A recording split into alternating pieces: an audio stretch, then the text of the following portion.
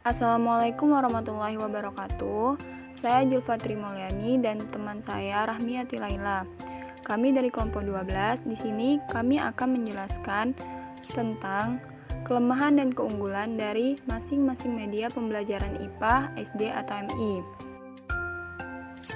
Pengertian media pembelajaran IPA. Media secara bahasa berarti tengah, perantara atau pengantar.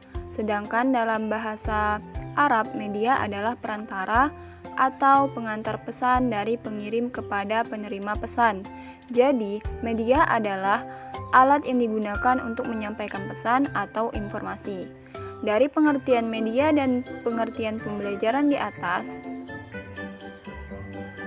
dapat disimpulkan bahwa media pembelajaran adalah segala sesuatu seperti alat, benda, lingkungan, dan lain-lain yang dapat digunakan untuk menyampaikan informasi atau pesan, khususnya bahan pelajaran.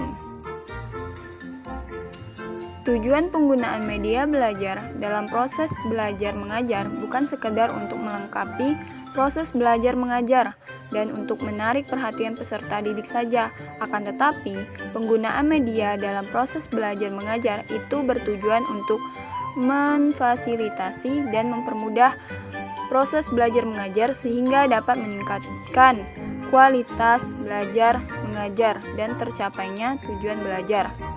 Media pembelajaran IPA merupakan segala sesuatu yang sangat dibutuhkan oleh guru IPA untuk membantu siswa dalam memahami suatu konsep saat belajar IPA, terutama media yang dapat dioperasionalkan sendiri oleh siswa sebagai alat bantu keaktivitasan dalam penggunaan media itu sendiri sangat tergantung pada kemampuan guru dalam menggunakan dan memfasilitasi media itu sendiri.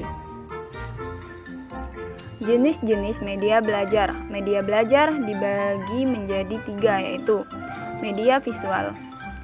Media visual adalah suatu alat atau sumber belajar yang di dalamnya berisikan pesan, informasi, khususnya materi pelajaran yang disajikan secara menarik dan kreatif, dan diterapkan dengan menggunakan indera penglihatan. Yang kedua, media audio. Media audio adalah jenis media pembelajaran atau sumber belajar yang berisikan pesan atau materi pelajaran yang disajikan secara menarik dan kreatif dan diterapkan dengan menggunakan indera pendengaran saja. Yang ketiga, media audiovisual. Media audiovisual adalah jenis media pembelajaran atau sumber belajar yang berisikan pesan atau materi pelajaran yang dibuat secara menarik dan kreatif dengan menggunakan indera pendengaran dan penglihatan. Kelebihan media visual. Yang pertama, media visual juga dapat mempermudah peserta didik dalam memahami materi dan juga untuk berpikir. Yang kedua, dapat mengatasi keterbatasan pengetahuan yang dimiliki oleh peserta didik. Yang ketiga, dapat membangkitkan keinginan dan minat baru untuk belajar. Kekurangan media visual. Yang pertama, kurang praktis dalam penggunaannya. Yang kedua, hanya berupa gambar dan tulisan saja. Yang ketiga, biaya produksi cukup mahal. Selanjutnya, kelebihan media audio. Yang pertama, biaya yang harus dikeluarkan hanya sedikit atau harganya murah. Yang kedua, media mudah dibawa dan dipindahkan sehingga mudah dalam penggunaannya. Yang ketiga, materi dapat diputar kembali. Terus kekurangan media audio. Yang pertama, media ini bersifat abstrak. Yang kedua, media ini akan berhasil jika diterapkan bagi mereka yang sudah mempunyai kemampuan dalam berpikir abstrak. Yang ketiga, media ini tidak dapat diterapkan oleh peserta didik yang berkebutuhan khusus, lebih tepatnya bagi mereka yang tidak bisa mendengar. Kelebihan media audiovisual. Yang pertama, pemakaian tidak terkait waktu.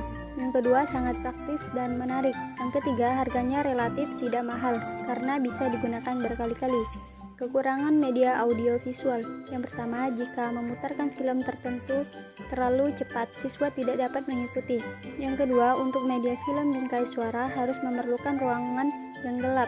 Yang ketiga, untuk media televisi tidak bisa dibawa kemana-mana karena cenderung di tempat tertentu.